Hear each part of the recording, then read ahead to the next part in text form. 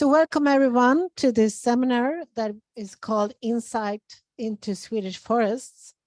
And first of all, I want to say that it's being organized by Fern and also my organization, the Swedish Society for Nature Conservation in Swedish Naturskyddsföreningen. So as we know, Sweden holds the presidency during the spring, and this comes at the time when EU is discussing several forest-related files. So this event is organized to consider what this may mean for the forest and the forest policies. It will be an opportunity to listen to people that depend on the forest in Sweden, and also to experts, to the Commission, and to members of the Parliament. And if we look into the picture, Sweden is one of the most forestry covered country in the world. Almost 70% of our country is covered by forests. And Naturskyddsföreningen, the Swedish Society for Nature Conservation and Fern, are deeply concerned about our forest diversity crisis. More than 2,000 forest species are today red listed in Sweden, and thousands of hectares of the old natural forest are being chopped down every year and replaced by planted monocultures.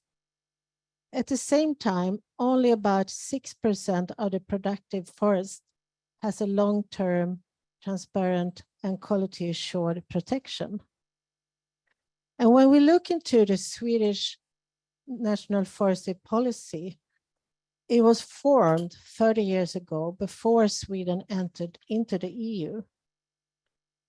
And it is clear that the forestry has not fully adapted to already existing EU directives, and especially relating to the nature directives.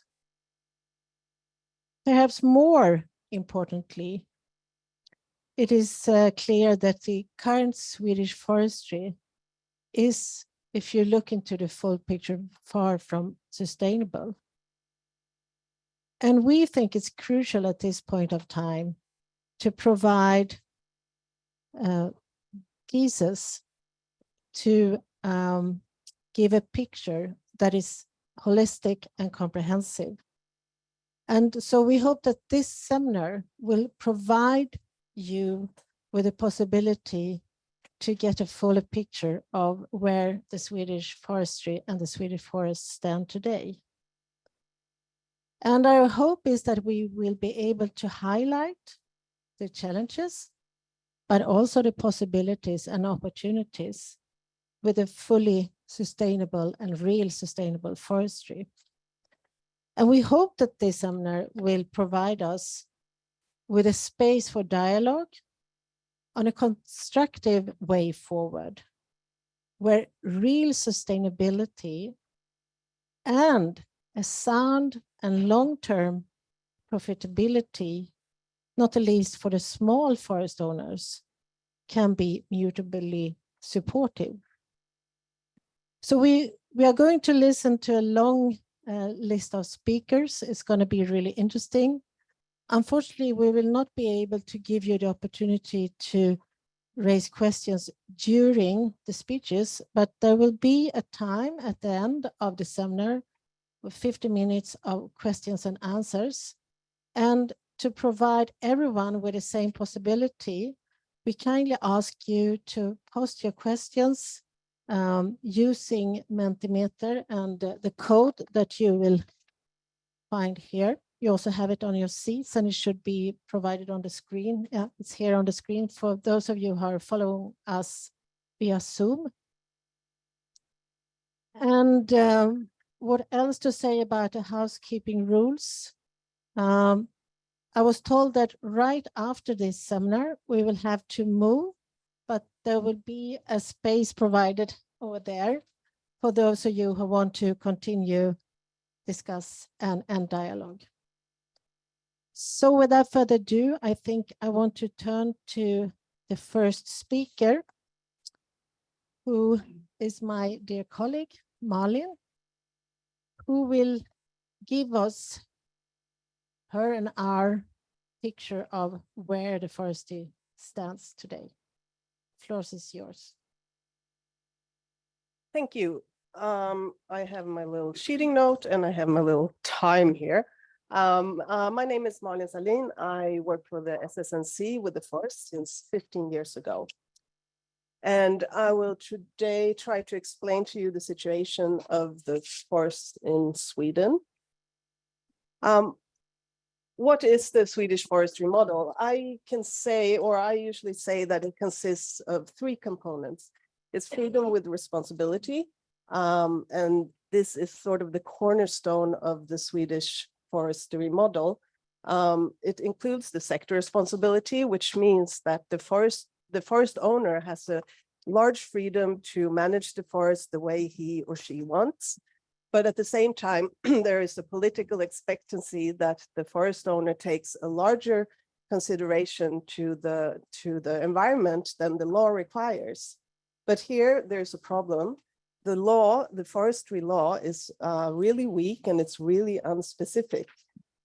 So it's really hard to know what responsibility it has to take. Also, there are two overriding targets, production and environment, and these two should, according to the Forestry Act, weigh equal.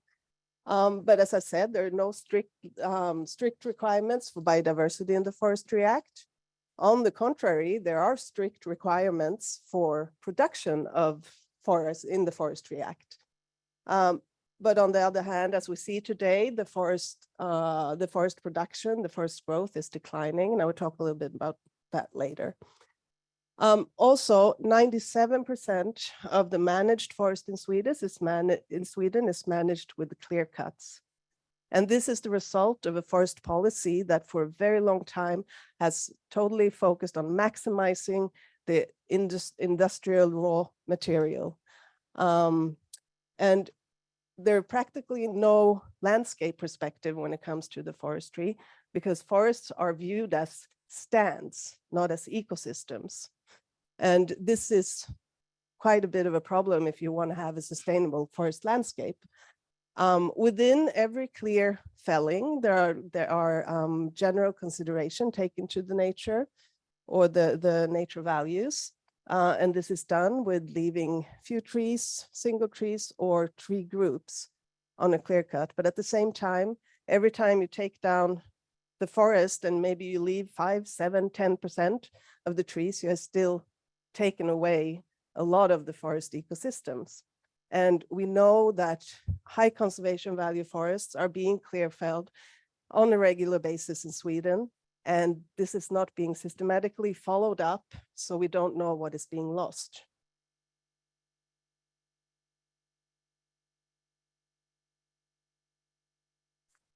There we go. We have a system with environmental objectives in Sweden, and these were decided by the parliaments in 1999. The aim for the system is that the major environmental problems should be solved for the next generation. And the environmental objectives are viewed as the Swedish way of implementing the ecological dimension of Agenda 2030. And sustainable forests is the objective for the forest landscape. And recently, just a few months ago, the Forest Agency released its in-depth assessment for the sustainable forest, and the development in the forest environment is negative. And also, the most urgent problem for this is the ongoing loss of high conservation value forests, mainly due to loggings. Although some indicators for the environmental objective, sustainable forest, are increasing. If you look at forest over, or old forests, that's one indicator, forest over 120 years have been increasing since the 1990s.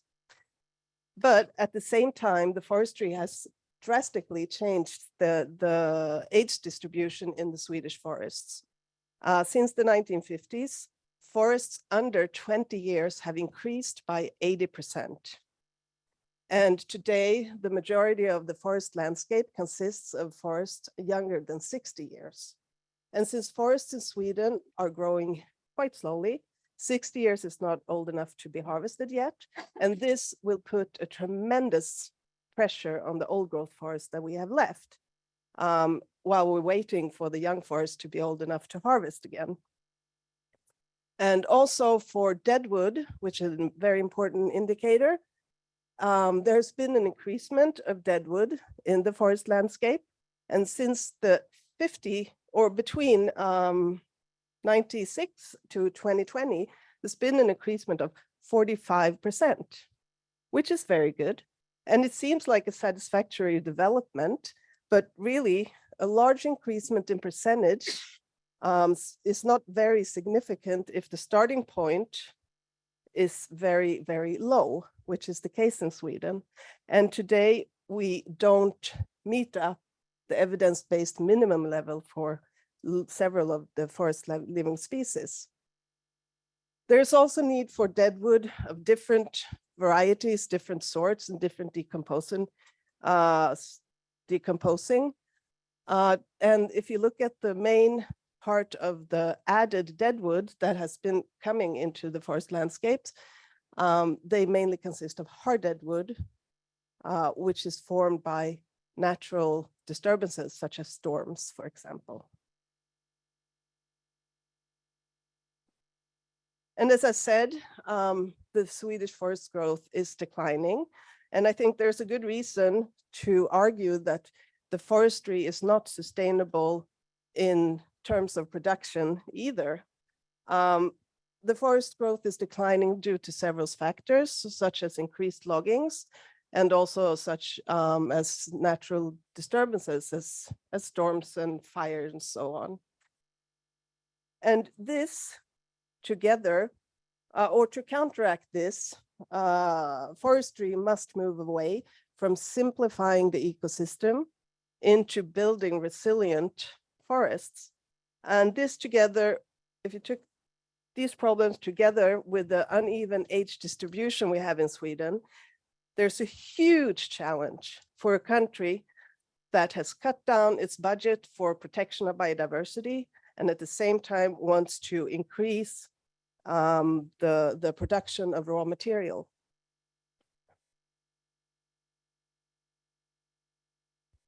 Okay, so not everything is pitch black. We have some strong driving forces for actual change. There are new policies, upcoming policies, the nature restoration law and the proposal of forest monitoring.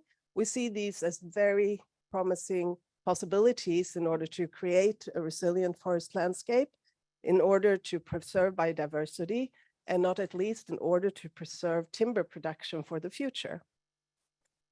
We can already sense the effects of the climate change with the natural disasters that we see.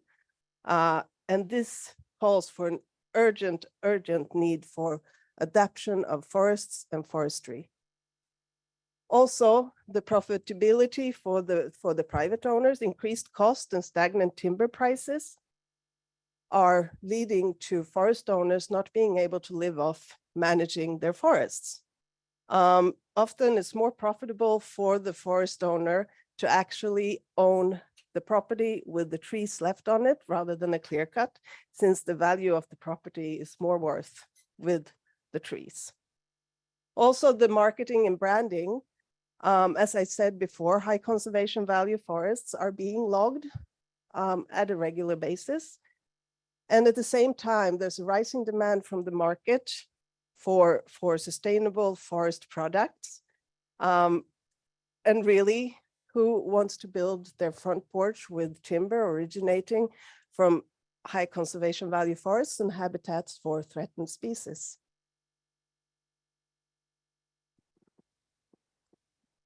That was not my last slide. Okay, I'll be really quick here. Well, we need the solution to fix this. We need a landscape perspective. We need to know what we have and we need to know where we have it. Also, we need measures in place to protect what is left, but this will not be enough because we have a highly fragmented landscape. So we need restoration of the forest landscape in order to build sustainable ecosystems. And also, finally, we can't continue with this two-sided forest landscape that we have. Protection and forestry are two communicating vessels. And the more intense the forestry is, the higher the need for more protection. I finished there. Thank you. Thank you so much, Malin. It was really a good beginning of this presentation. I think you all can see why Malin is such an important anchor in our organization. I think I forgot to tell you who I am. I'm Karin Lexén. I'm the Secretary General of Naturskyddsföreningen. I said before that we are going to listen to people those livelihoods depend on forests. And I think no one is better placed than you, Anja, to tell us about your perspective. Your name is Anja Fjällgren Valkeapää, and you are a reindeer herder. Thank you. Usually I spend 2 hours talking about this subject, so hang on. I will talk about how forestry is affecting reindeer herding. But first, short about the Sami people and the Sami culture. The Sami people is the only indigenous people in Europe. Our land is called Sapmi and involves Sweden, Norway, Finland, and the Kola Peninsula in Russia. We have our own traditions, our own culture, clothing, and in this area also different Sami languages. The reindeer husbandry is organized in Sami villages, where is a group of families carrying out reindeer herding. In Sweden, there are 52 Sami villages. And the reindeer have always been and are yet today the foundation of the Sami culture. Very important to us. But I need you to give some declarations, a list of declarations and conventions and also laws that the state of Sweden should follow when they have an indigenous people in the land. I would like you to take a picture of this because I can't go through them, but I would like to point out FPIC, free, prior, and informed consent, which nowadays is not just a principle, but a right according to international law and strengthened from the statement of the UN committee. So what is reindeer husbandry then? The reindeer husbandry area covers 52% of the Sweden area, the northern part. You saw the blue area, that's the reindeer herding area in Sweden. And a fundamental part of reindeer herding is natural grazing land or natural pastures, meaning that the reindeer themselves should find food during the whole year. In springtime, when the sun comes back to Sweden, the reindeers migrate up to the mountain area to give birth to the calves, and they live in the mountain area during the whole spring season, autumn. And when the snow starts to fall again, the reindeer travels back to the forest landscape. That's due to that they shift grazing lands. In the summertime, they eat grass, leaves, flower, yada yada. And in the wintertime, they dig for terrestrial lichens or eat arboreal lichens. On the picture, you see how it looks like when the reindeer have digged for lichens. I would like to remember that lichen is very important during a time of the reindeer herding year, which are very hard for reindeers. It's due to the fact that it's hard for them to find food. Now I would like you to see in these pictures. What do you see? A calm, gathered herd, peacefully grazing and in an intact forest landscape. That's the picture many have of reindeer herding and reindeer husbandry. But the reality is not this nice. The reality is that in the whole reindeer herding area, there are several explorations such as wind power, water power, infrastructure, mines, and forestry. all this exploration is decreasing and fragmenting the reindeer grazing lands. As you can see on the picture to the left, all these light green areas are clear-cutted areas. And as you see on the picture down to the right, you might see small black figures. They are reindeers. I took this picture 3 years ago when I was out watching my reindeers. And when they stroll out from the grazing area, I need to get them back. And you remember Malin talked about these conservation areas or consideration.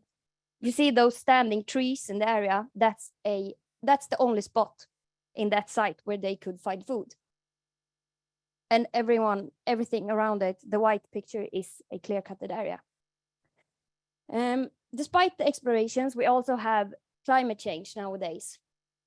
And that is very terrifying because when it rains on snow and then freezes, it becomes a crust, preventing the reindeers to dig for food.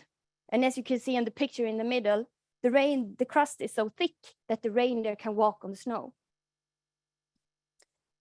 And according to my opinion, forestry is the worst exploration in the whole reindeer husbandry area, due to the fact that forestry is carried out in the whole landscape except from the closest mountain near area.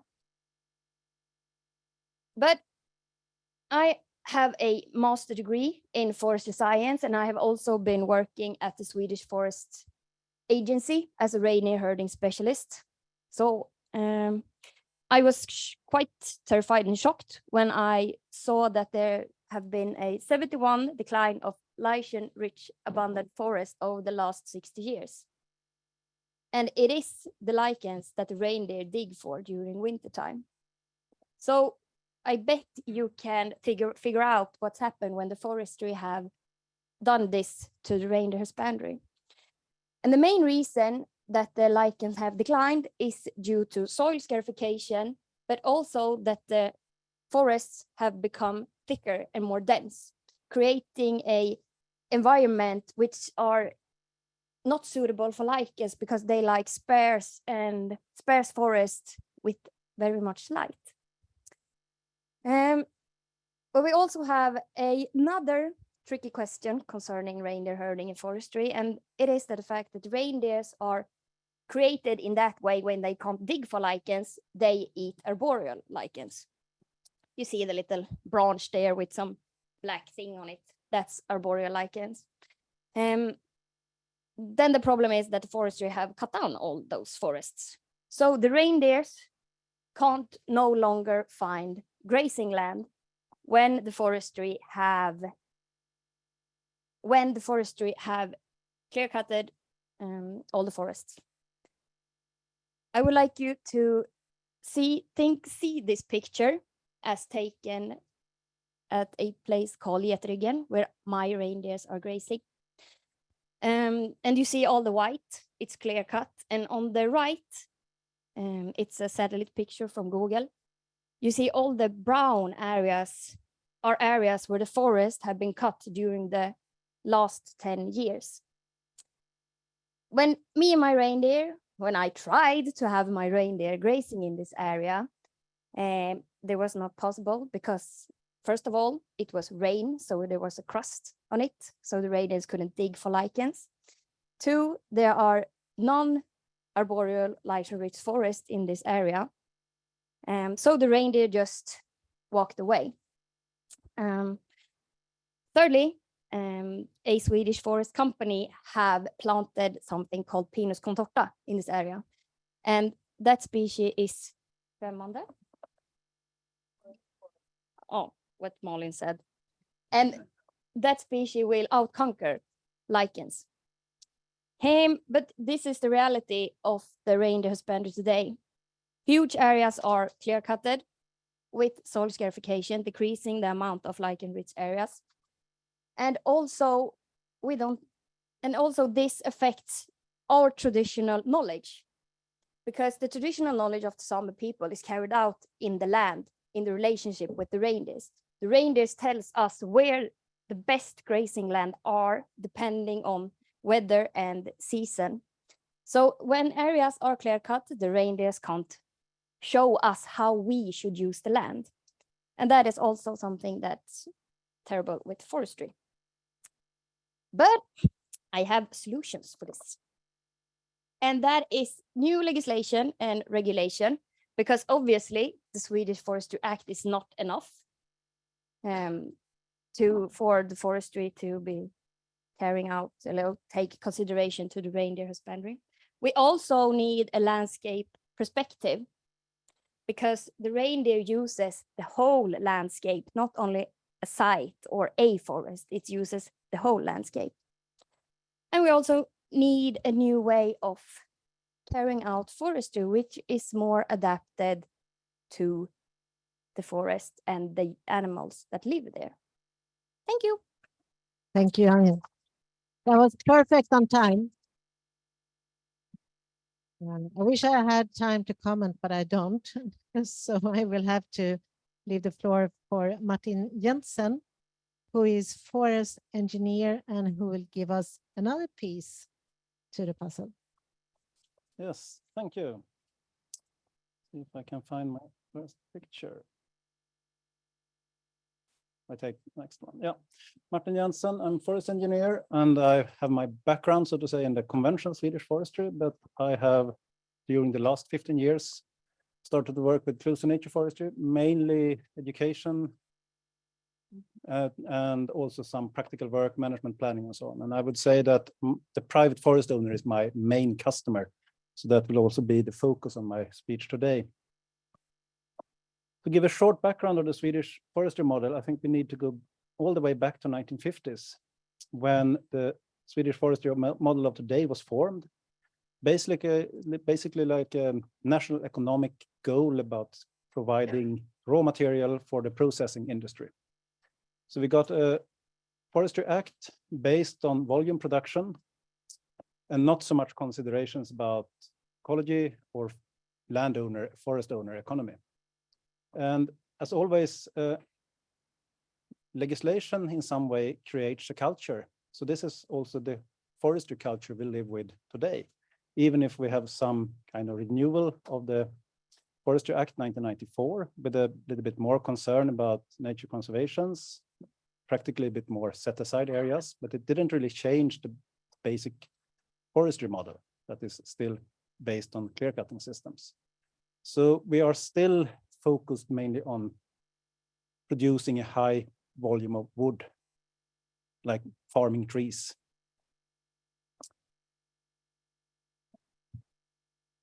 Sorry. This one.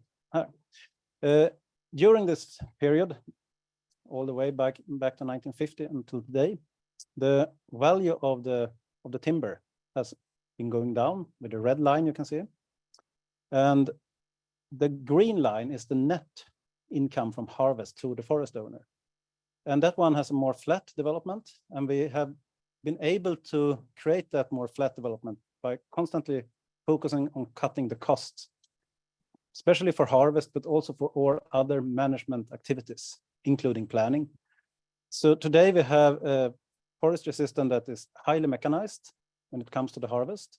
We have a quite limited work time spent on planning in the forest. And we have also quite high dependence on low cost labor from other regions, especially Eastern Europe. It's also is a way of a, what I say, social and sustainability into this.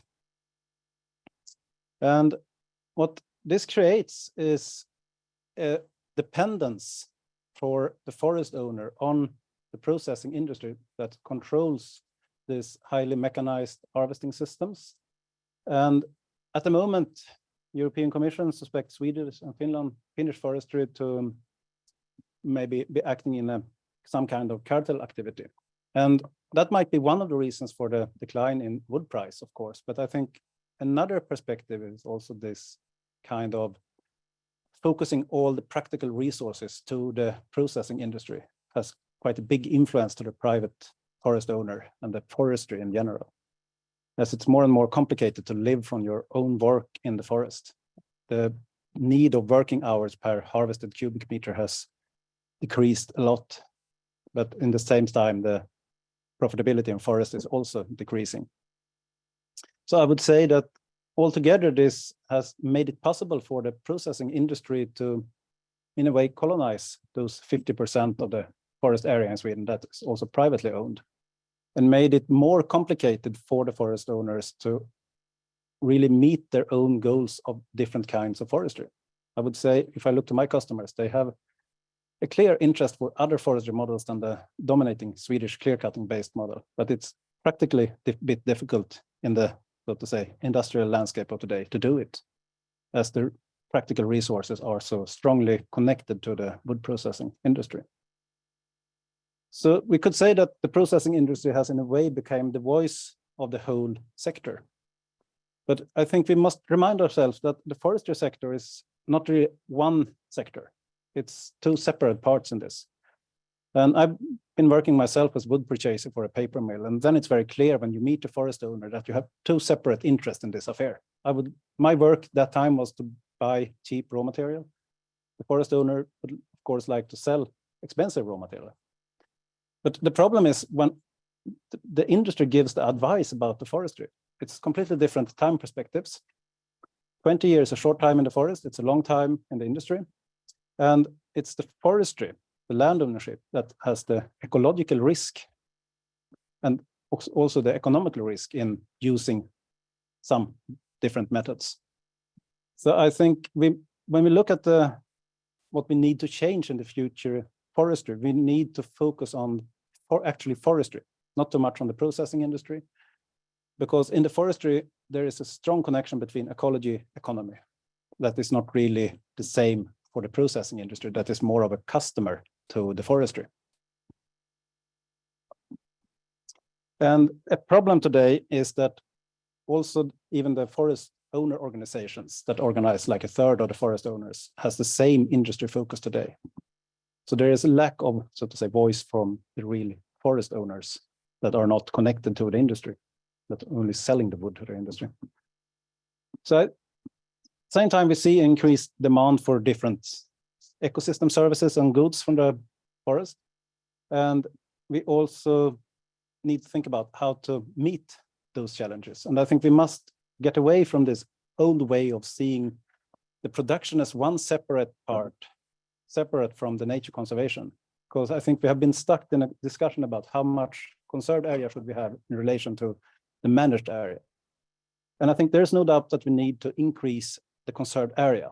But I think what is maybe even more important, or this really linked together, is that to bring the ecology back into the productive forest land, the managed forest land. That's of course to be able to better achieve the goals of the set-aside areas, connect them better, but it's also so that we need the forest ecology as a production factor in the forestry.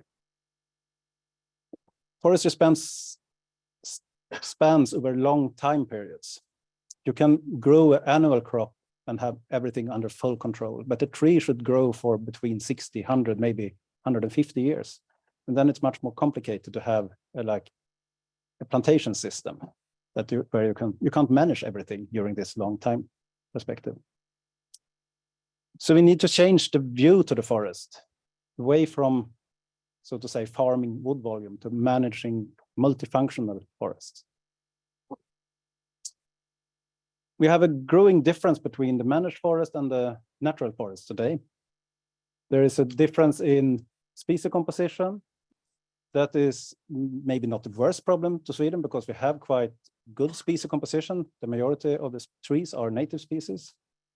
We have a lack of natural structures and habitats, which we also can have an impact to a bit faster. We can do something about it. It's easier to change the structures than the species composition.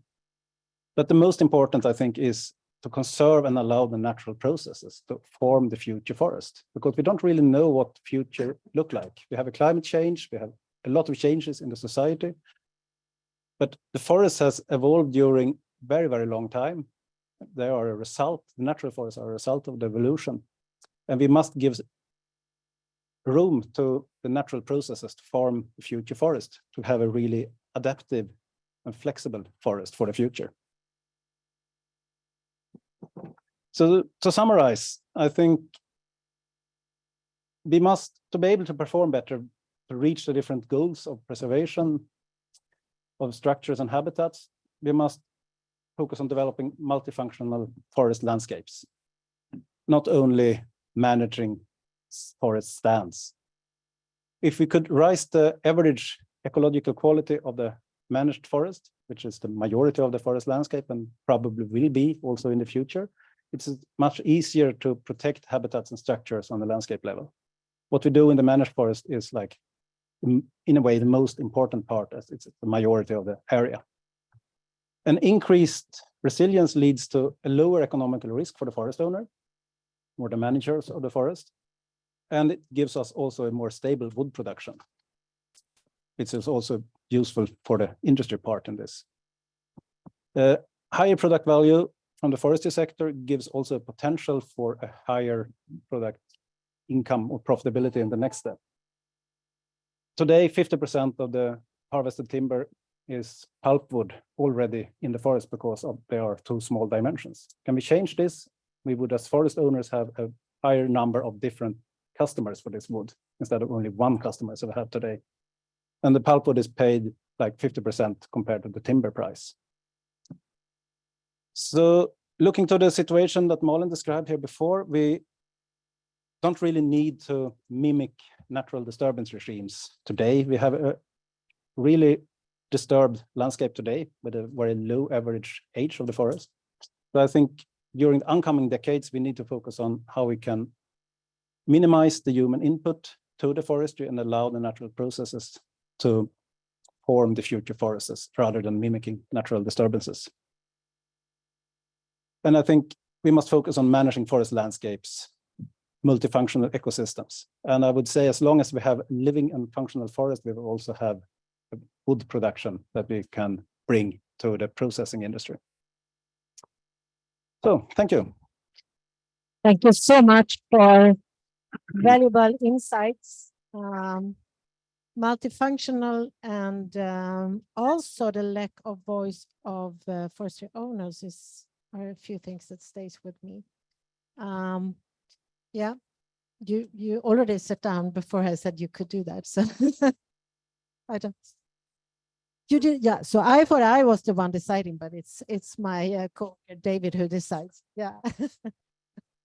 So now we are going to hand over to another person who is really knowledgeable about this issue, Professor Sten B. Nilsson.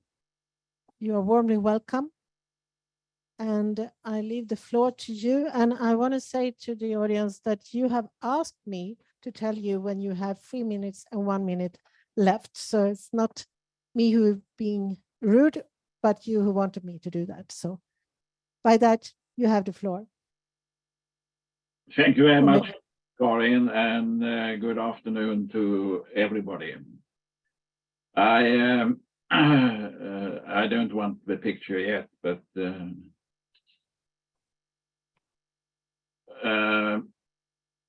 Martin Luther King made the statement, "I have a dream." After working more than 50 years on international forestry, my statement is, I have a conviction. And the conviction is that without a holistic view of a sector, we will never get a sustainable sector, or we will get an economically competitive sector. The actors of the forest sector and the politicians are now starting to speak about a holistic picture. But the problem is that each of them has their own definition of what is holistic. And we need a common picture of what is holistic. And I have produced this figure here, which may be difficult to digest, but I will try to take you through in a simple way. If you start to upper right corner, we have a changing world, rapidly changing world. We are experiencing very rapid changes in geopolitics, economics, in societies, in values, in environments. But we also have rapid developments in different sectors, like artificial intelligence, energy, bioprocesses, and all of these are affecting the forest sector. I have worked abroad or lived abroad about more than 30 years, and I am of the opinion that the actors of the sector and the politicians had much more solid knowledge about the international developments, and they had a much bigger curiosity at the time I moved back to Sweden.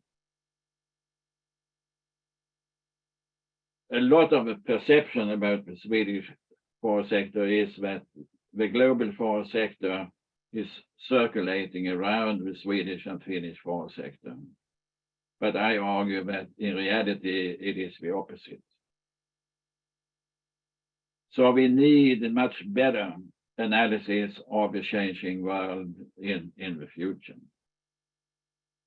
If I move to the left on the same level, we have European laws and regulations and other international agreements.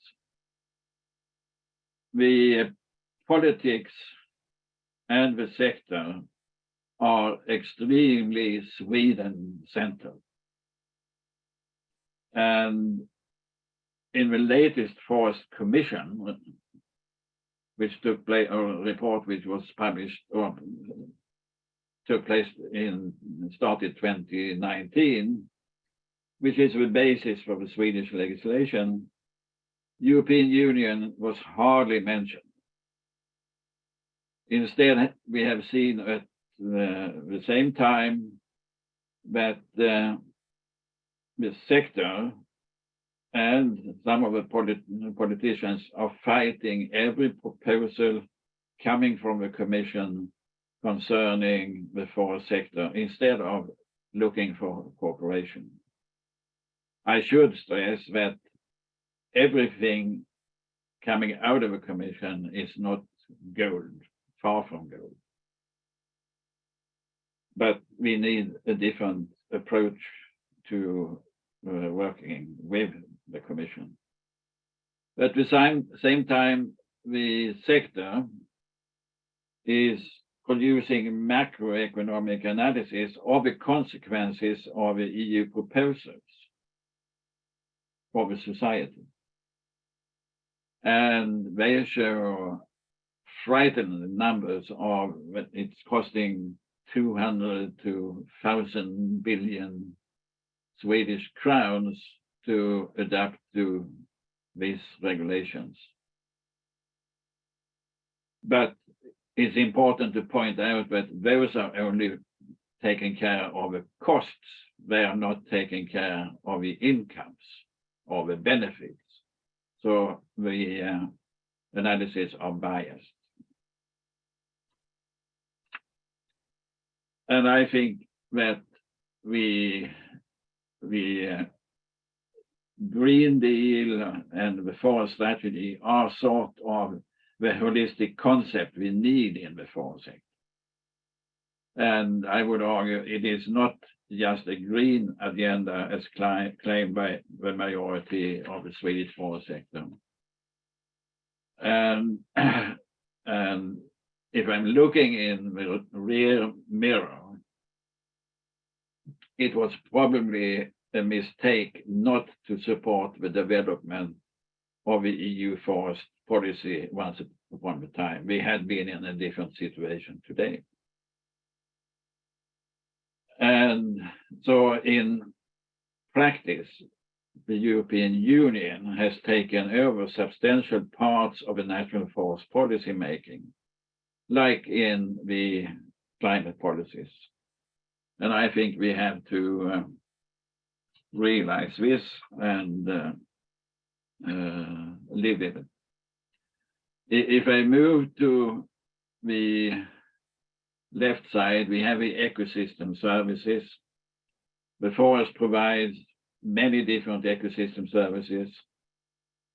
The actors in the sector and politics in Sweden have paid a major interest to the climate change and carbon, and with a concept which support the current management of the forest. But as we have heard, there are many other aspects or ecosystem services we need to take care of. Malin and Martin have spoken about that. If I go to the right side, the industrial structure and production, and I don't agree with Martin here. I think we should pay much more attention to this, because there is a strange perception among some of the actors in the sector and politics that the industrial structure will be the same in 50 years or 100 years as we have today. They seem to have forgotten that, for example, we lost some 2.5 million tons of production of paper since the financial crisis 2008. And that is the major production of paper they have lost. And we see that new ecosystems in the industry are coming rapidly. One of the companies in Sweden are involved in working together with the battery industry, together with the metal industry and the car industry to develop the first fossil-free car. We have a minute left still. Sorry. And if we move to the middle, the land use. The land use is defined by the ecosystem services and the industrial production. So we need, in order to come up with the right land use, we need the solid parts of, or solid analysis of industrial production and ecosystem services. And the land use is giving a number of forest benefits. And we have to evaluate them, and we have to do, which we are not doing today, and we have to do it in other terms than areas and volumes. We have to deal with qualities. And at the bottom, we have many other community or societal benefits coming out of the forest sector. And we have to take those into account, which we are not doing properly today. And not least, the cultural and ethical dimensions are important, as illustrated in Anja's presentation. And all of this has to be looked into in an integrated way. If I will lift some of the bottlenecks, you can take away the picture, please. Bottleneck. We are very close to running out of time. Yeah, thank you. We are, that is the treatment of sustainability or the interpretation of sustainability. We regard the three entities, biosphere, society, and economy, as independent entities, but they are not. They are dependent of each other, and they are not interchangeable. So the basic functions of the protective functions and functionality of the forest ecosystems, they must be intact, and that has to be the foundation of the bottom in the sustainability pyramid. And the economic dimension is a means to reach the social sustainability. Thank you so much, Sten. You have to close up now. I finish there. Thank you. Sorry for interrupting. And thank you so much for giving us a comprehensive picture of the whole situation. And again, sorry for interrupting. It had been interesting to listen more to what you had to say. But we also want to listen to 3 of our members of the parliament, and I want to ask you to come up here. I think you have your signs already posted on the tables.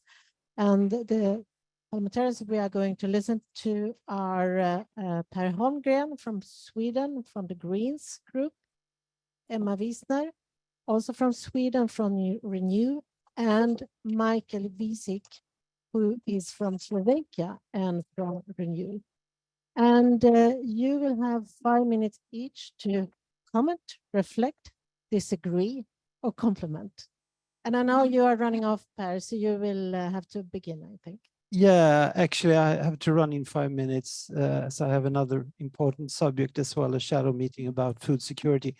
But first of all, thank you for inviting me and arranging this. I remember some almost 15 years ago now, becoming a member of the board of Naturskyddsföreningen, and that was probably the first time when I realized the urgent situation when it came to the forest in Sweden. Up until then, as most others, I've heard the story from the forest industry and thought that everything was fine. But some 15 years ago, it was a really wake-up call for me.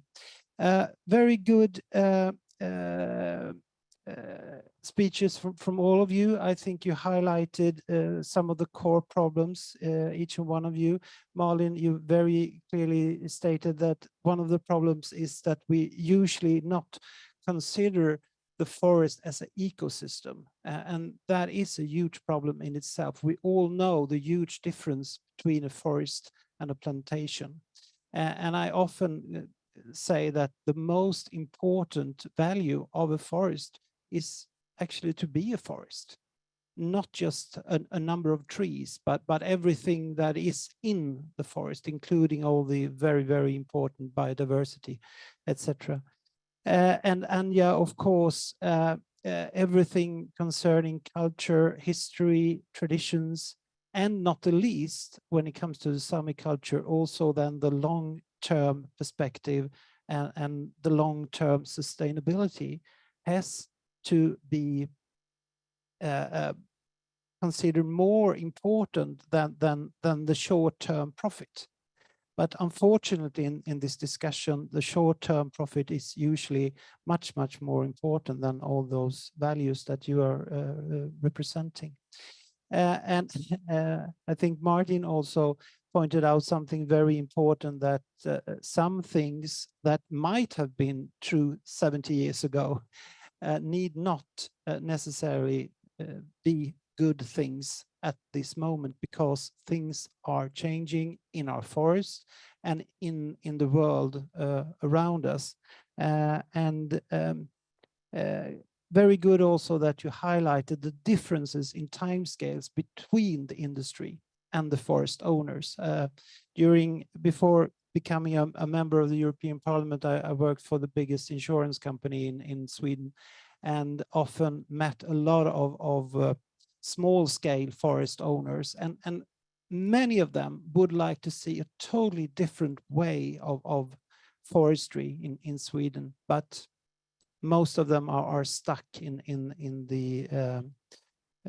the way things are done today.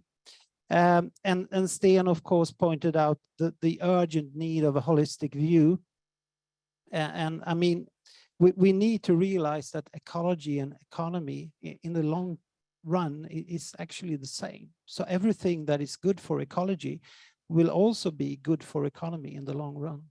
So to summarize, for me, all of these things are obvious, and I really would like all of us politicians from all the different parties in Sweden to at least agree upon the big picture. But usually in the political discussions, we focus on different details, and not the least when you hear the totally different history from the forest industry compared to what we've heard today. I really think to move forward, to have a constructive dialogue, we need to at least agree upon this bigger picture that we've heard today. So thank you very much, all of you.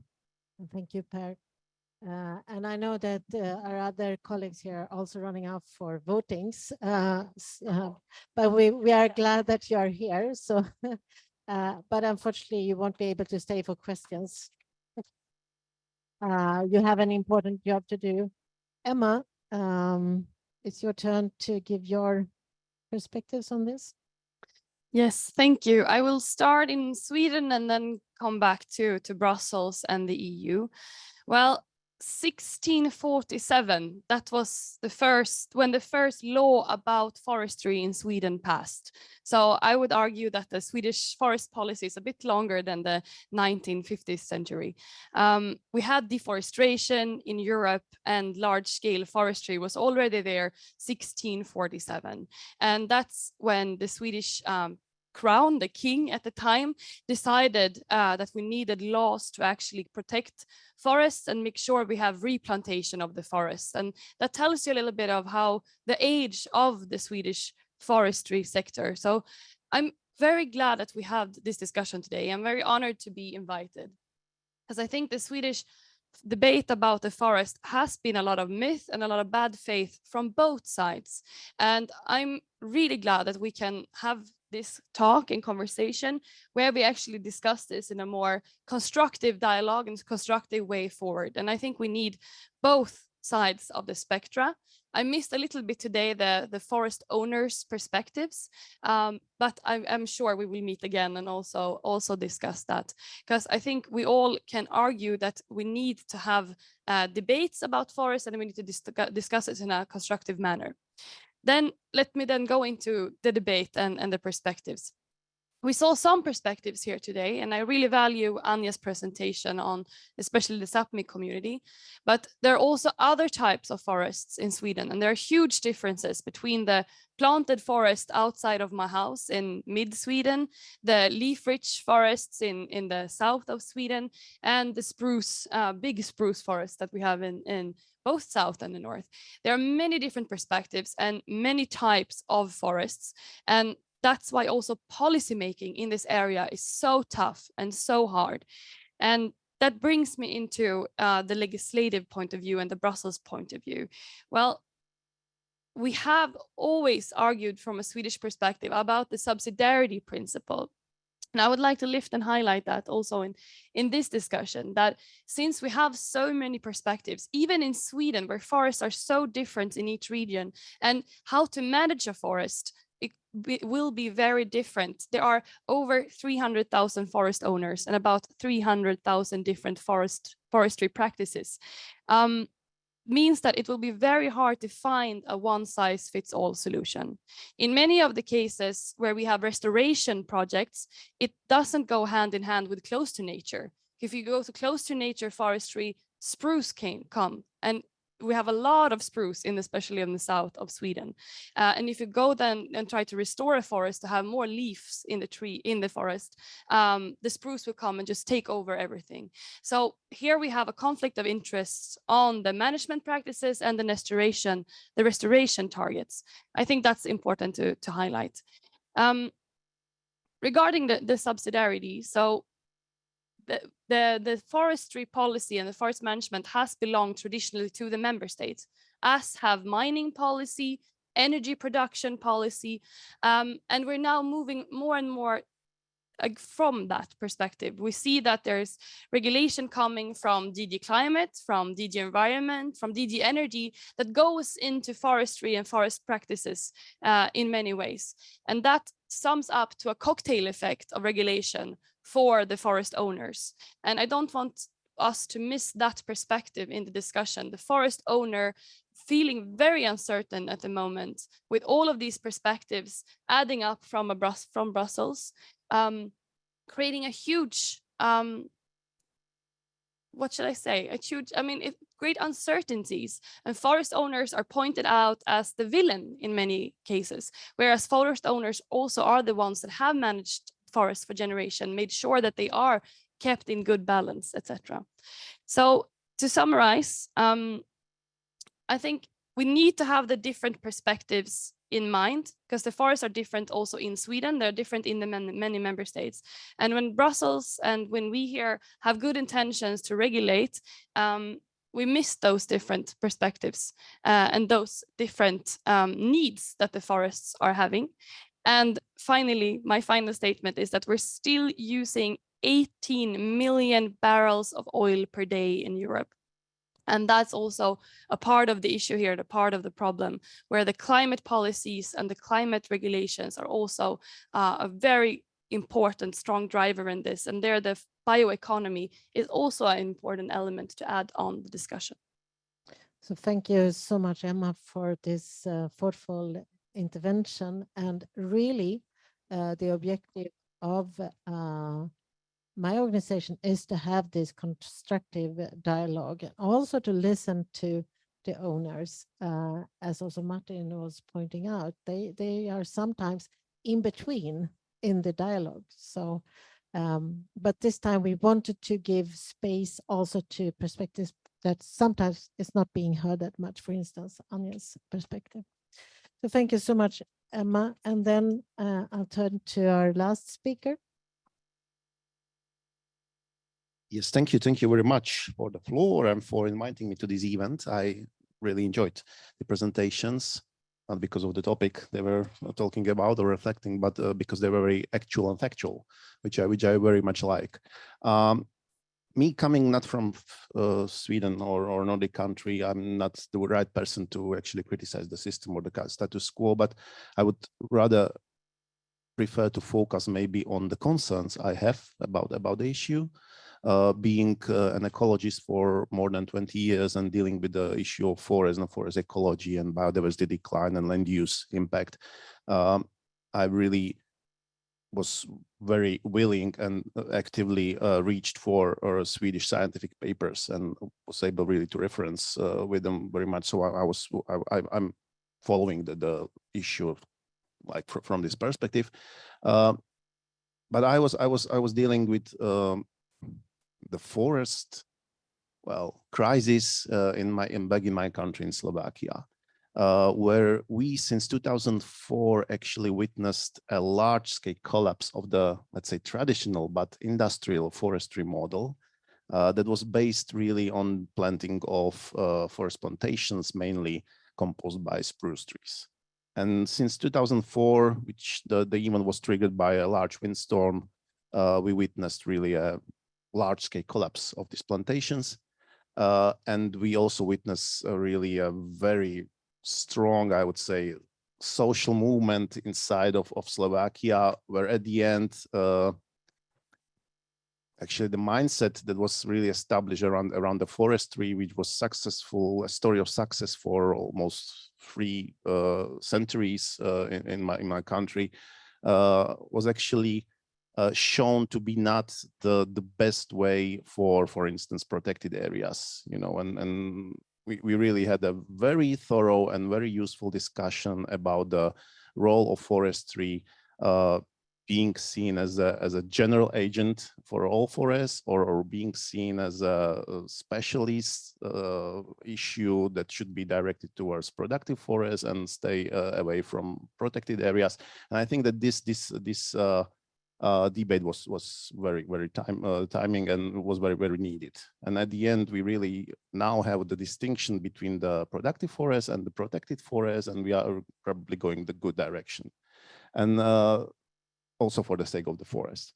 When I entered European politics, I was very surprised actually to see that the same sort of setup that I was struggling with, that was really confined to the forestry and forestry specialists, was also found on the level of the European policy, and I seen the same arguments being used in the high level, policy all around, and they were coming especially from the Nordic countries. I have to stress that, And that was quite a surprise to me because, you know, Slovakia is a post-communistic country. And the forest was probably the only sector that was not reformed properly after the fall of the communism. And these ideas were really like, to me, especially were confined to this old school, well, looking at the problem, but the same arguments were there also in for instance Sweden or Finland or the Nordic countries or the Baltic countries, which again were post-communistic. And I was surprised to see that. I really was looking for the reasons behind that, because I don't think that the history is very similar in this regard. So why they are telling that the same thing, which so much contrasts with the scientific facts that were, for instance, presented today.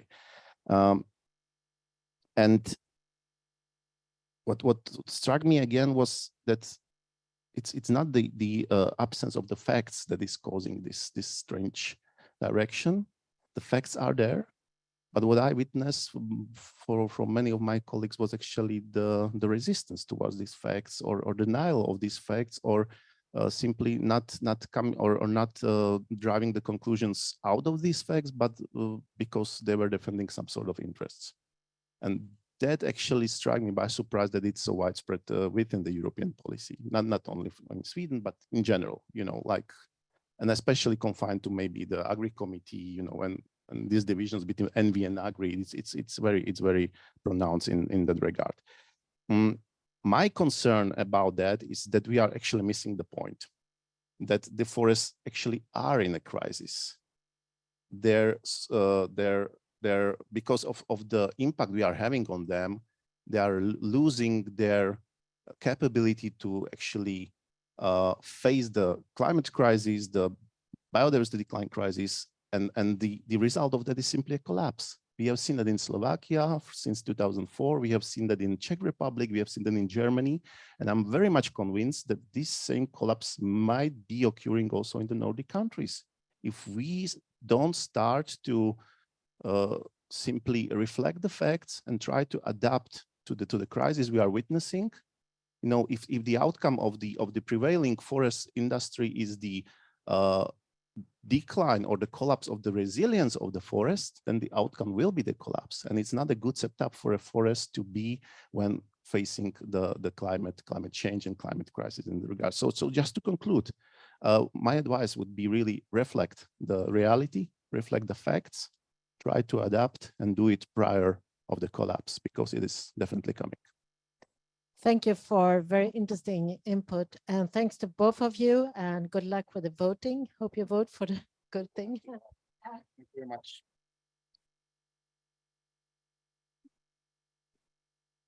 We are running a little bit out of time, but that is not an excuse for not asking you to come up. Ion Codesco, who represent the Commission, and you are the head of the unit of land use and management, and you are going to give us your reflections and input after hearing, and maybe also your takeaway from.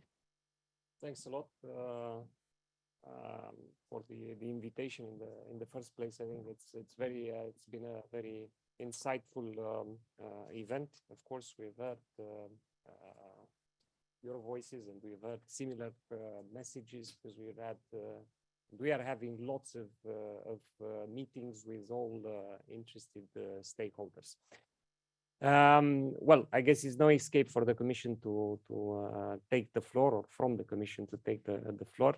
It's good that I've been in two panels, so I listened twice and I speak once.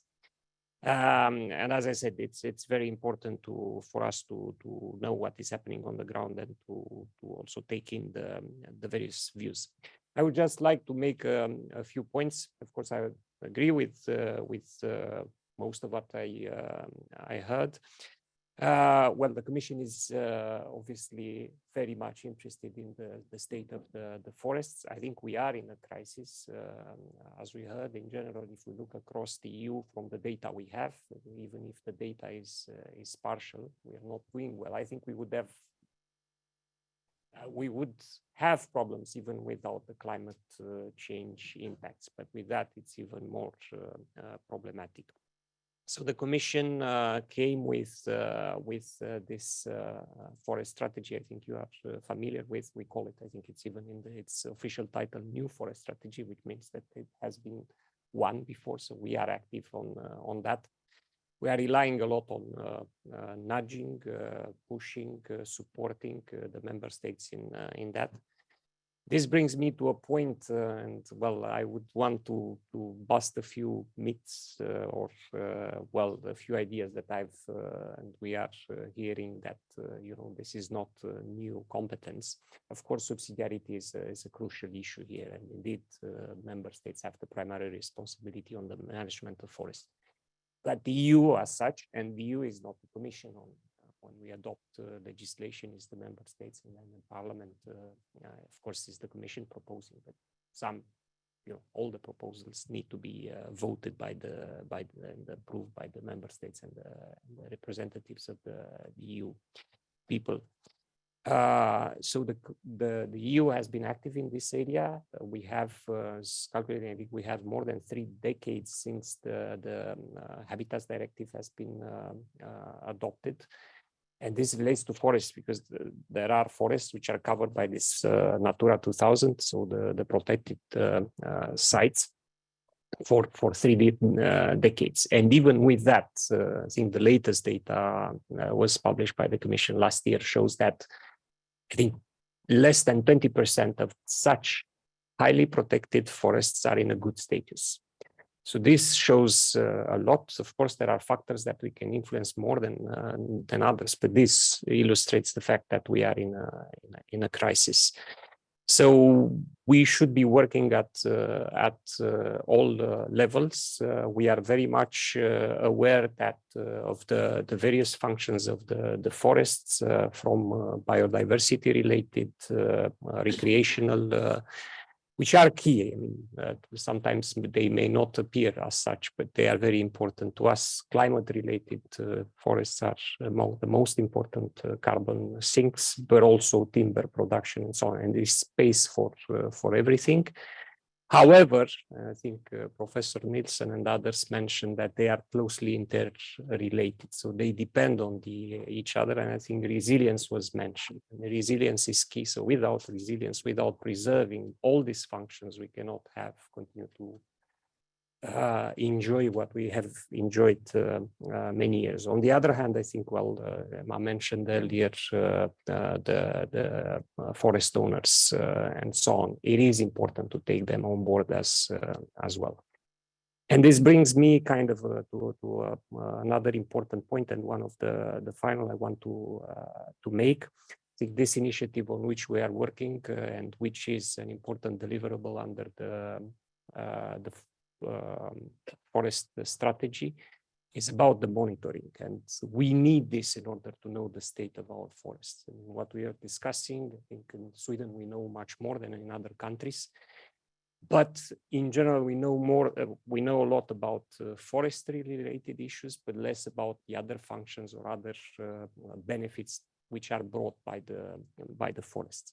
So with this monitoring initiative, that would be, we are planning to have it as a regulation. Of course, it would need to be first approved by the Commission and then, well, obviously debated. But the idea is not to manage the forests, also subject to what we were discussing earlier on subsidiarity. But we should have the same meters to measure the most important functions of the forest, to know where we are and what's the situation. What we've seen again is not a rosy picture. Probably the situation is well, we need to know where we are across the whole EU, and from there what we need to do. And another part of this this initiative that we are working on is about long-term planning. Again, that's another false idea. Is not about Brussels planning how to manage the forests, but it is about requesting the member states to have this kind of long. We would know where we stand based on the, you know, having the same indicators and making the same measurements. But then the question is, shouldn't we have a longer term thinking and reflection in each member state and also at EU level on how to manage, how to preserve all these functions of the forest? This is what we are working on as a key deliverables. Is not the only one in the forest strategy. But we are working on this, and as I said, we make a big effort within a tight agenda to listen to everybody. And again, it is very important to take and to listen to all the concerns we've heard from Sami people, we've heard from nature protection. Forest owners are also important. Industry is also important, because only together we can make a difference. Thanks a lot. Thank you very much for your insightful comments. And now I'm going to shift with Hannah, who has collected questions, and I will ask all the speakers and you as well, Jon, to come forward and sit to be able to respond to the questions.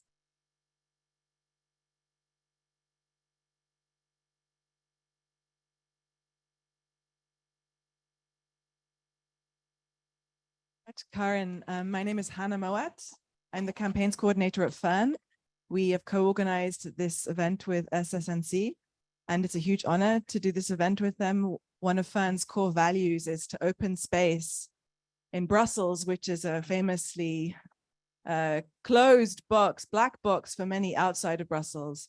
So one of our core values is really to open space for people from the ground, people in member states, to come to Brussels and to exchange with people like Jon, with people like Per, to get their voices heard. So it's not just lobby groups, and I guess I would put Fern also in that category. So it's not just, you know, groups that always stay here in Brussels that they hear from, but also those who live in the forest and who work in the forest, who are heard as well.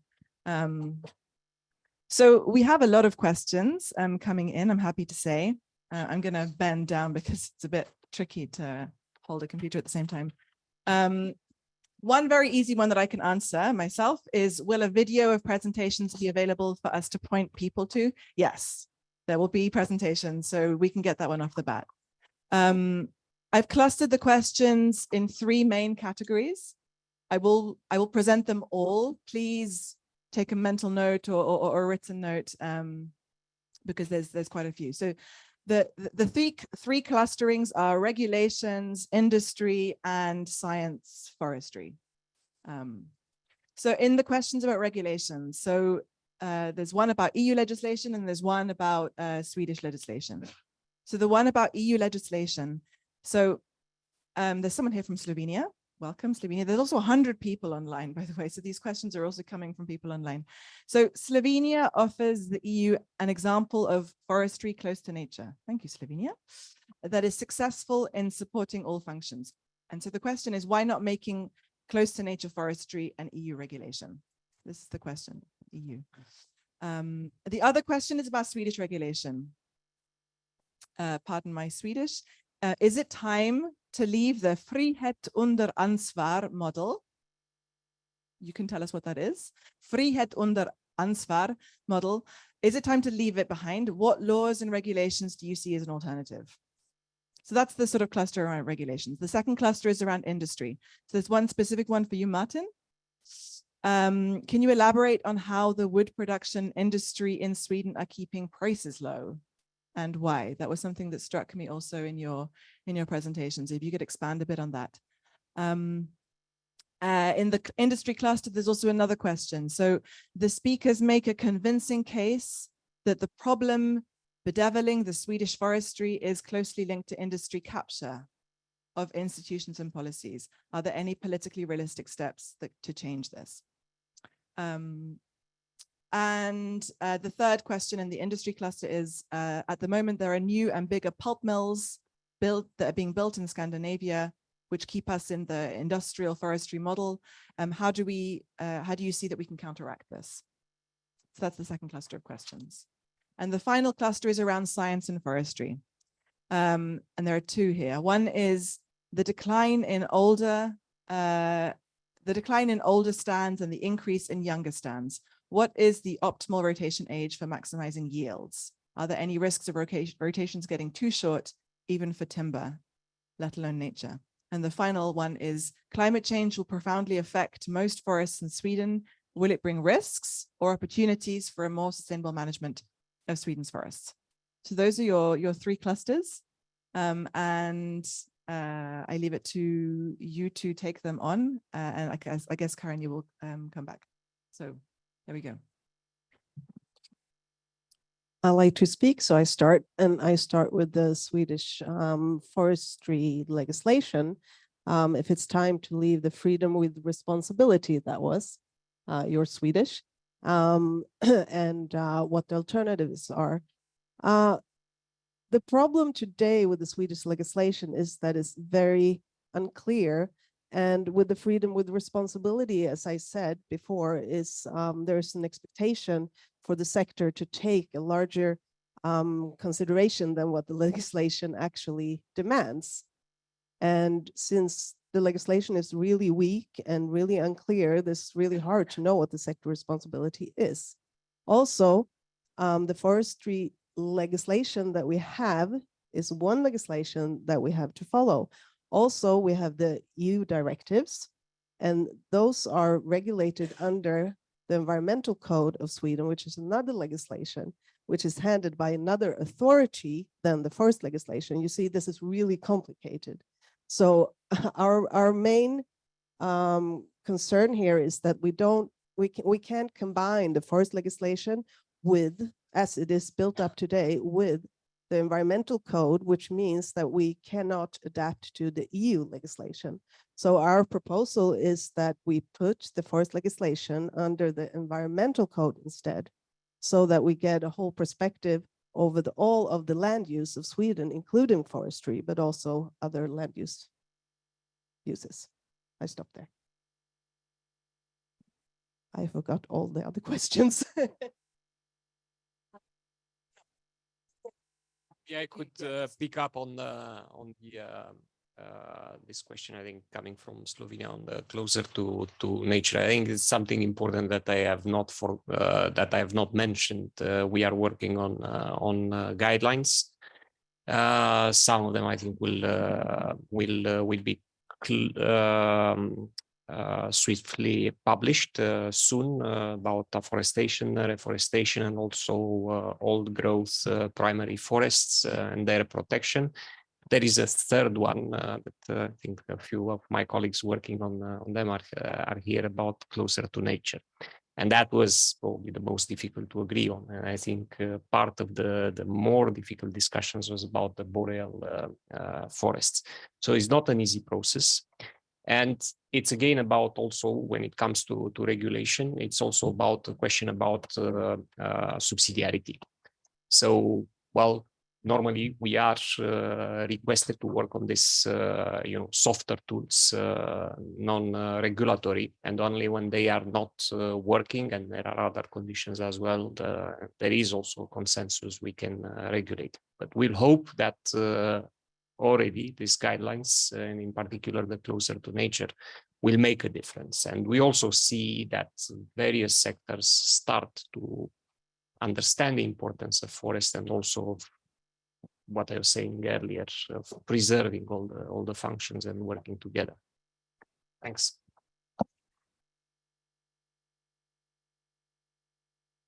Martin, it was really a question for you. Well, of course, the question of the wood prices. So I think, as I tried to explain in my presentation, I think there might be cartels. I think it's quite obvious. If they are planned or like spontaneous, I don't know. But I think from my experience, there is some kind of cartel structure for the Swedish forestry. But I think also the forestry concept, with this short rotation time, producing a lot of output, that is the main source of income for the food processing industry. 50% of the harvested volume is already in too small dimensions to become something else than pulpwood. I think that is a part of it, because already shifting between the existing assortments of wood would change the price level in general. As we have a difference of 50%, you get doubles as much for timber for the sawmill compared to the pulpwood. And could we change the composition from 50% of each to maybe 75, 25%? That would already change the average price. So I think there are quite many components to this. So it's a big question. So I don't know if you had. So okay. So by that, I'm trying to close up. It's not an easy task to do that in a few minutes, but what we wanted to do with this seminar was to give pieces to the puzzle of a full picture. And I want to thank the speakers, those who are here and those who left, for providing very important parts of the puzzle in order to understand where we are at.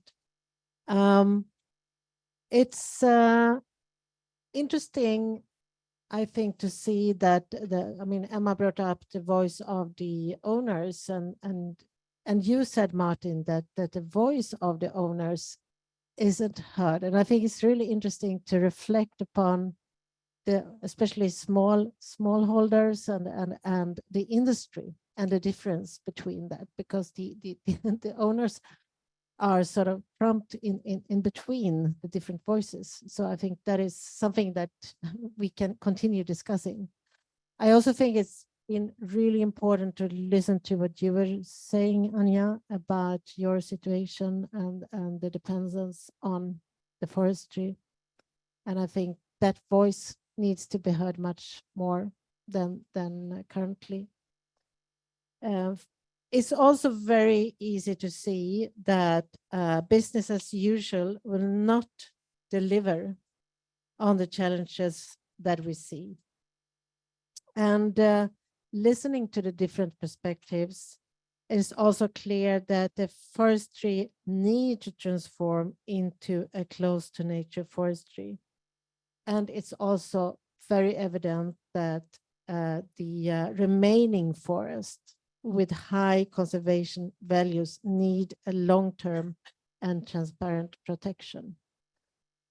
I also think I heard several times claims that we have to, in the fuller and wholer picture, see forestry and protection as interconnected and not as separate realities.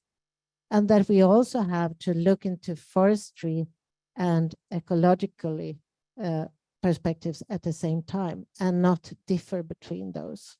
So it's all interconnected. And I think it's also clear that we can turn the negative development into positive. But for this, we need clear guidelines and directives. And therefore, proposals like the nature restoration law and the forest monitorings are very important. And it's also urgent that the discussions are being finalized. And therefore, we are happy in our discussions with the Swedish government to note that they are aiming for bringing the question of the nature reservation law, nature restoration legislation to discussion at the Parliament in May and the Council in June. This is really important to keep the timetable and also to deliver on decisions that will make a difference in reality. So our hope is that this is going to follow the procedure as planned. Finally, I want to thank the audience for patiently listening to all these speakers. And again, a big thanks to the speakers and also those behind the scenes who organized this seminar and put together such an interesting program. So thanks to you all. And I think we all can move from here to the other space. And thank you for coming and listening.